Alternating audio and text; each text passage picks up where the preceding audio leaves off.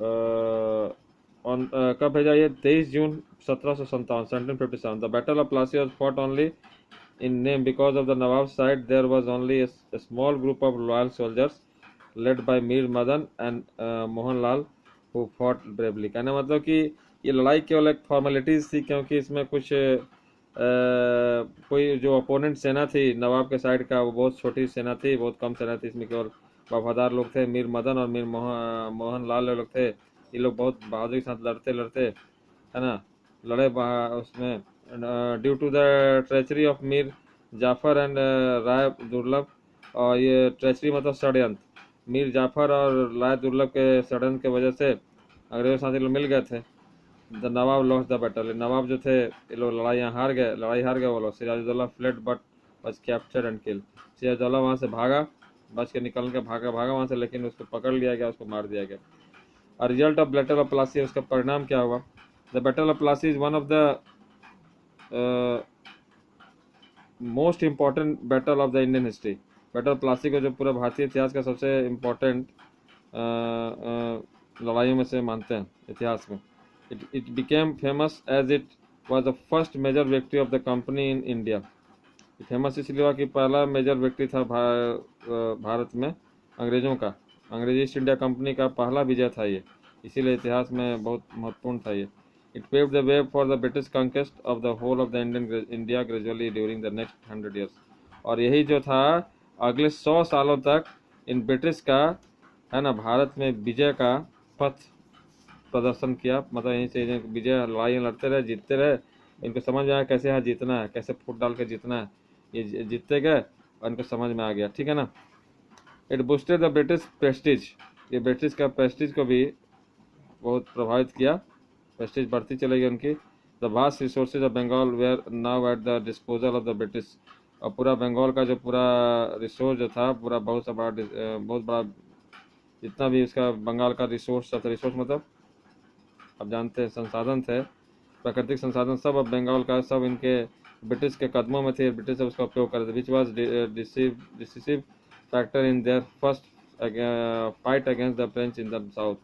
और इसीलिए काफ़ी पैसा कमाया यहाँ से और ताकतवर हो गए ब्रिटिश। और साउथ ऑफ फ्रेंच लोग थे, फ्रांसीसी कंपनियाँ सब थी, उनके साथ इनको लड़ने में काफ़ी मदद मिला और ये लड़ने लगे।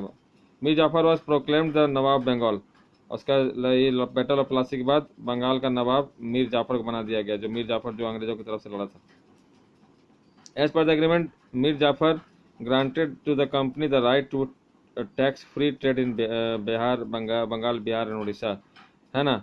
और एग्रीमेंट के तहत कंपनी को ये पूरा फ्री टैक्स मिल गया बंगाल ईस्ट इंडिया कंपनी को। चूँकि मीर जाफर उनके साथ मिला हुआ था तो पूरा टैक्स फ्री कर दिया बंगाल, बिहार, उड़ीसा में पूरा इन लोगों को, एक भी पैसा टैक्स नहीं लगता था अंग्रेजों को। The company also received the zamindari of 24 Parganas near Calcutta. और कंपनी को कलकत्ता के आसपास 24 परगना, मतलब 24 इलाका कह सकते हैं, 24 इलाकों का, बड़े बड़े इलाकों का जमींदारी मिल गया। और उससे जमींदारी मिल गया मतलब उससे पूरा टैक्स कमाना। इनको टैक्स बंगाल ट्रेड में तो पूरा टैक्स फ्री तो मिल ही गया बंगाल, बिहार, उड़ीसा में, लेकिन इनको और जमींदारी का भी छूट दे दिया। कौन? नवाब ने, मीर जाफर ने। 24 परगना का कंपनी को जमींदारी दे दिया, पूरा लोग टैक्स वसूलते थे और पैसा कमाते थे। Mir Jafar also gave 1,75,00,000 rupees to the company as compensation for the attack on Calcutta, and compensation was also given to the British traders of the city।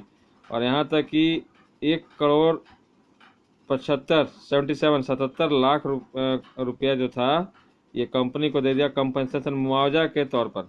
ये मीर जाफर, इन लोगों ने कलकत्ता में लड़ाइयाँ लड़ी, इसमें नुकसान हुआ होगा कंपनी का, इसी नुकसान के भरपाई के रूप में इतना पैसा ये मीर जाफर जो था अंग्रेजों को दे दिया, अंग्रेजी ईस्ट इंडिया कंपनी को दे दिया। was also given to the British traders of the city। In addition, he also gave sufficient amount to the officials of the company as gift। और इसके अलावा और कंपनी के कुछ अफसरों को उसने घूस भी दिया, ब्राइब, गिफ्ट के तोहफा दे के घूस दिया, ताकि कंपनी के ऑफिसर्स भी जो थे वो गलत ना सोचे, क्योंकि सब राजा को मिल गया, सब इसको कंपनी को मिल जाएगा तो उसके ऑफिसर्स को कुछ नहीं मिलेगा, तो ऑफिसर से भी कुछ बगावत कर सकते हैं, ऑफिसर को भी घूस के रूप में कुछ दे दिया।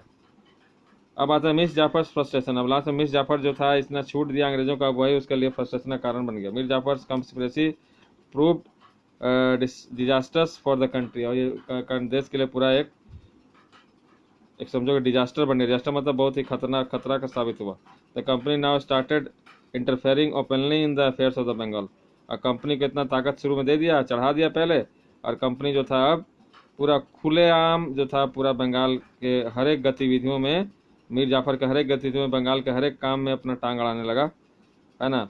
Mir Jafar was reduced to a mere puppet and was not happy. अब मीर जाफर जो था अब समझ में आ गया उसको, एक कठपुतली बनकर रह गया, अंग्रेजों का कठपुतली बनकर रह गया, और वो खुश नहीं था। He objected to the company's dishonest and unfair trade practices. अब वो कंपनी के डिजॉनेस्ट को समझ, डिजॉनेस्ट मतलब बेईमानी और गैर कानूनी व्यापारी धंधों के बारे में समझ गया। And the company did not like this, है ना। और ये समझ गया तो कंपनी को भी अच्छा नहीं लगेगा। ये जान गया कंपनी, ईस्ट इंडिया कंपनी का भी मेरे हर रहस्य हर चाल को समझ गया है। इधर मीर जाफर उनको अच्छा नहीं लगा, कंपनी अच्छा लगने लगा, और कंपनी भी जो था मीर जाफर को अब समझ गया था कि अब शायद हमको नहीं चाह रहे हैं। In October 1760 Mir Jafar was dispose and his son in law Mir Qasim was proclaimed the Nawab.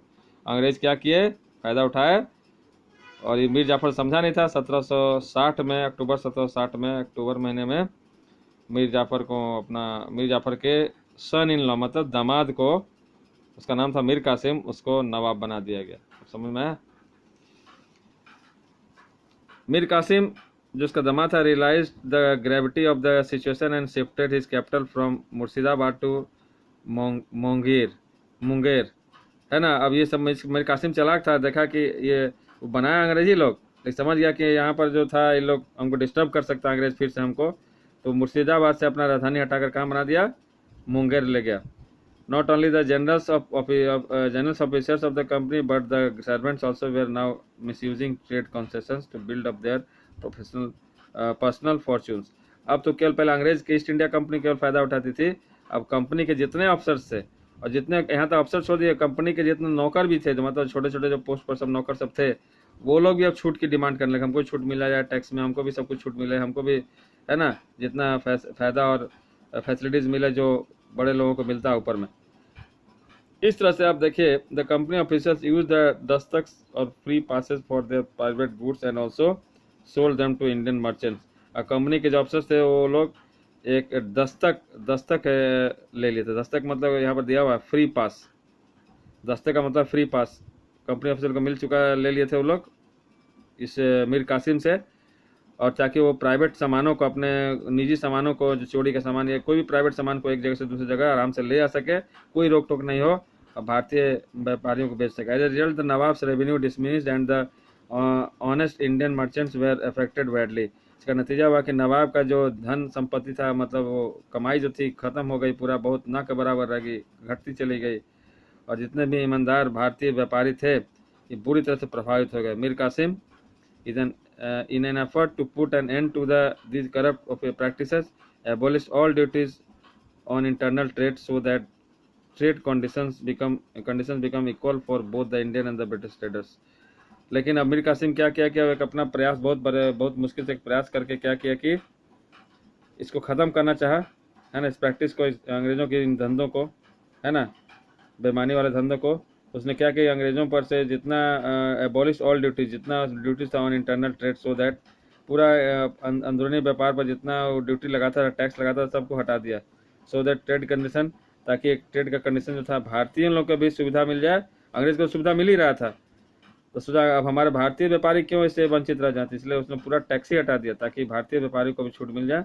अंग्रेज को पहले छूट मिल ही रहा था। So that's the end of this situation. We'll do the next Battle of Plassey in the next class. Thank you.